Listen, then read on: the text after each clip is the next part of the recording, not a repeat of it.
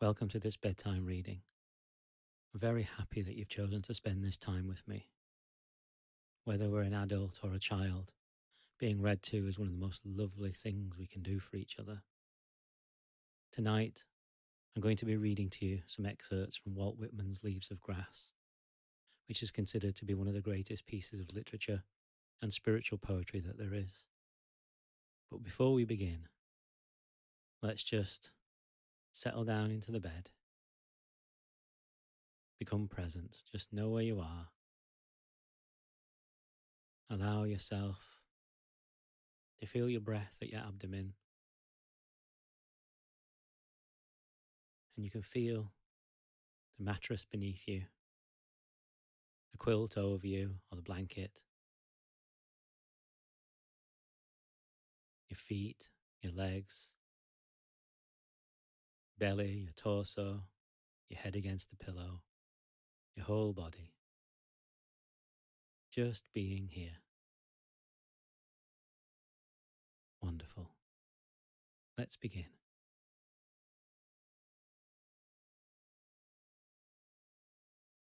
Introduction. This is what you shall do. Love the earth and sun and the animals. Despise riches. Give alms to everyone that asks. Stand up for the stupid and crazy. Devote your income and labour to others. Hate tyrants. Argue not concerning God. Have patience and indulgence toward the people. Take off your hat to nothing known or unknown, or to any man or number of men. Go freely with powerful, uneducated persons, and with the young, and with the mothers of families. Read these leaves in the open air, every season of every year of your life. Re-examine all you have been told at school or church or in any book. Dismiss whatever insults your own soul. And your very flesh shall be a great poem and have the richest fluency, not only in its words, but in the silent lines of its lips and face, and between the lashes of your eyes, and in every motion and joint of your body.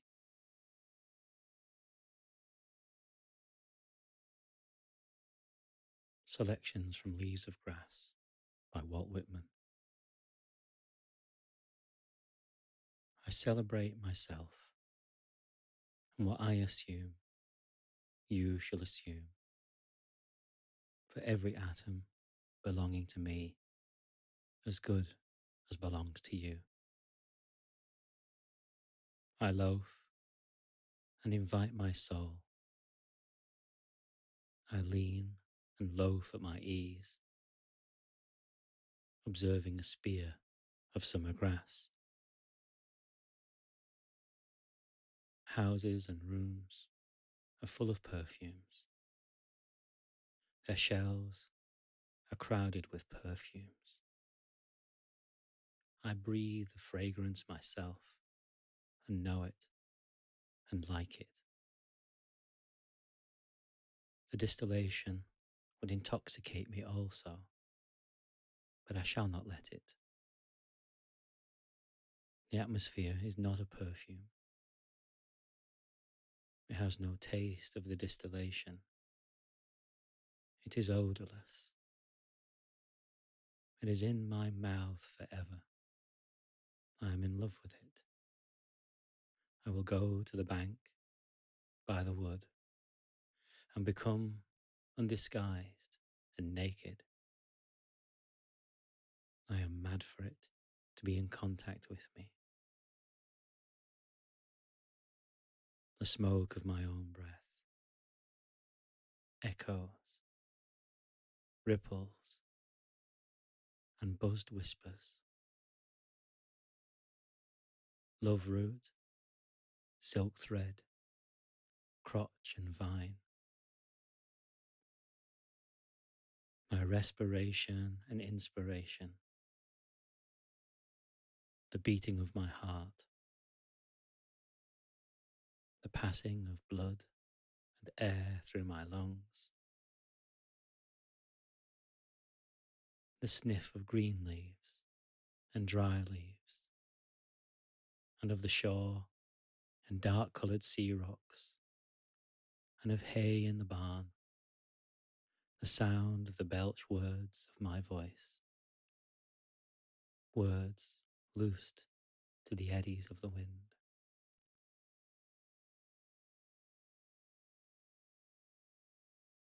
A few light kisses, a few embraces, a reaching around of arms, the play of shine and shade on the trees as the supple boughs wag, the delight alone or in the rush of the streets or along the fields and hillsides, the feeling of health, the full noon trill, the song of me rising from bed and meeting the sun. Have you reckoned 1,000 acres much? Have you reckoned the earth much? Have you practiced so long to read? Have you felt so proud to get at the meaning of poems? Stop this day and night with me, and you shall possess the origin of all poems. You shall possess the good of the earth and sun. There are millions of suns left. You shall no longer take things at second or third hand, nor look through the eyes of the dead, nor feed on the spectres in books. You shall not look through my eyes either, nor take things from me. You shall listen to all sides and filter them from yourself.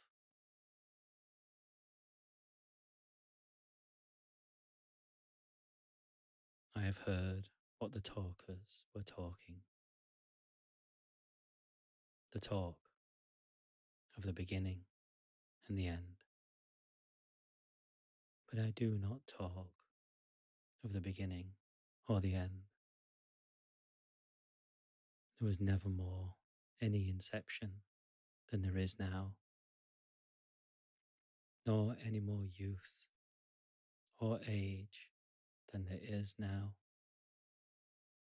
I will never be any more perfection than there is now, nor any more heaven or hell than there is now. Urge and urge and urge, always the procreant urge of the world. Out of the dimness, opposite equals advance. Always substance and increase. Always a knit of identity. Always distinction. Always a breed of life. To elaborate is no avail. Learned and unlearned feel that it is so. Sure as the most certain sure. plumb in the uprights, well entreated, braced in the beams, stout as a horse, affectionate, haughty, electrical. I and this mystery, here we stand, clear as my soul, and clear and sweet is all that is not my soul. Lacks one, lacks both, and the unseen is proved by the seen, till that becomes unseen and receives proof in its turn, showing the best and dividing it from the worst. Age vexes age, knowing the perfect fitness and equanimity of things. While they discuss, I am silent and go bathe and admire myself. Welcome is every organ and attribute of me, and of any man, hearty and clean. Not an inch, nor a particle of an inch is vile, and none shall be less familiar than the rest. I am satisfied. I see, dance, laugh, sing, as God comes a loving bedfellow, and sleeps at my side all night, and close on the peep of day, and leaves for me baskets covered with white towels, bulging the house with their plenty. Shall I postpone my acceptation and realization, and scream at my eyes that they turn from gazing after and down the road, and forthwith cipher and show me to assent exactly the contents of one, and exactly the contents of two, and which is ahead.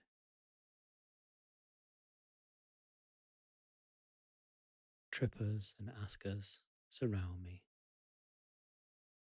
people I meet, the effect upon me of my early life, of the ward and city I live in, of the nation, the latest news, discoveries, inventions, societies, authors old and new. My dinner, dress, associates, looks, business, compliments, dues, the real or fancied indifference of some man or woman I love, the sickness of one of my folks, or of myself, or ill doing, or loss, or lack of money, or depressions, or exaltations. They come to me days and nights and go from me again, but they are not the me, myself. Apart from the pulling and hauling stands what I am, stands amused, complacent, compassionating, idle, unitary, looks down, is erect, bends an arm on an implacable certain rest, looks with its side-curved head, curious what will come next, both in and out of the game, and watching and wondering at it. Backward, I see my own days, where I sweated through fog with linguists and contenders. I have no mockings or arguments. I witness and wait. I believe in you, my soul. The other I am must not abase itself to you, and you must not be abased to the other. Loaf with me on the grass. Loose the stop from your throat. Not words, not music or rhyme I want, nor custom or lecture, not even the best. Only the lull I like, the hum of your valved voice. And I know that the hand of God is the elder hand of my own. And I know that the Spirit of God is the eldest brother of my own. And that all the men ever born are also my brothers, and the women my sisters and lovers, and that a kelson of the creation is love, and limitless are leaves stiff or drooping in the fields, and brown ants in the little wells beneath them, and mossy scabs of the worm fence, and heaped stones, and elder, and mullein, and pokeweed. A child said, "What is the grass?" fetching it to me with full hands. How could I answer the child? I do not know what it is any more than he. I guess it must be the flag of my disposition, out of hopeful green stuff woven. Or I guess it is the handkerchief of the Lord, a scented gift and remembrancer designedly dropped, bearing the owner's name some way in the corners, that we may see and remark and say whose. Or I guess the grass itself is a child, the produced babe of the vegetation. Or I guess it is a uniform hieroglyphic, and it means sprouting alike in broad zones and narrow zones, growing among black folk as among white, Canuck, Tuckahoe, Congressman, Cuff. I give them the same, I receive the same. I exist as I am. That is enough. If no other in the world be aware, I sit content. And if each and all be aware, I sit content. One world is aware, and by far the largest to me, and that is myself. And whether I come to my own today, or in 10,000, or 10,000,000 years, I can cheerfully take it now, or with equal cheerfulness, I can wait.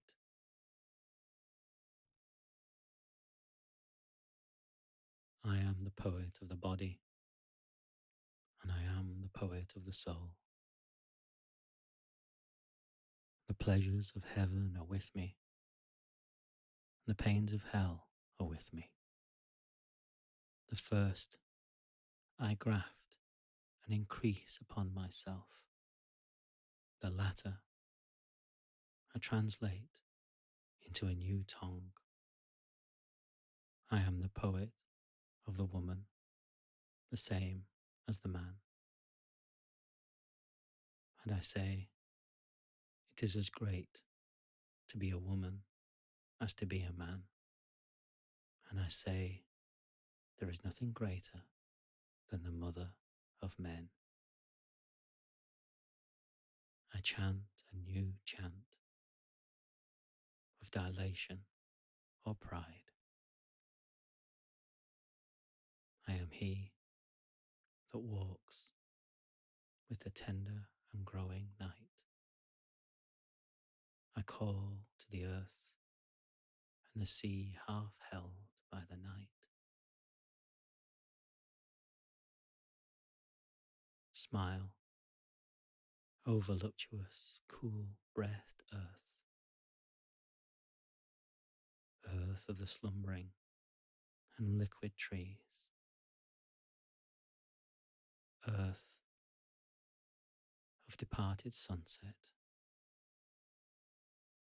earth of the mountains, misty-topped, earth of the vitreous pour of the full moon, just tinged with blue, earth of shine and dark mottling, the tide of the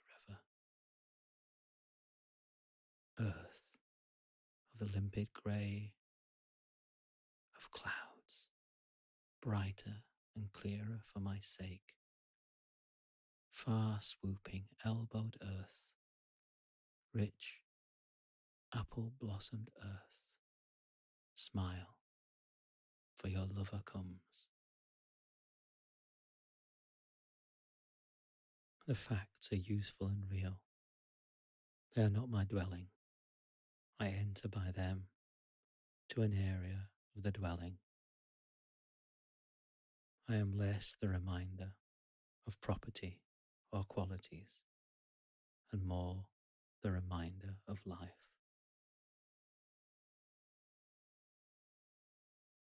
There is that in me. I do not know what it is, but I know it is in me. Do I contradict myself? Very well, then.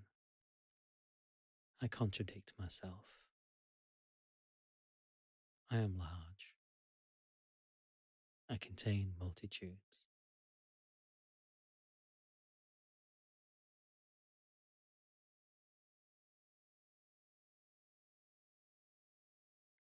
Thank you for spending this time with me. Good night. Sleep well.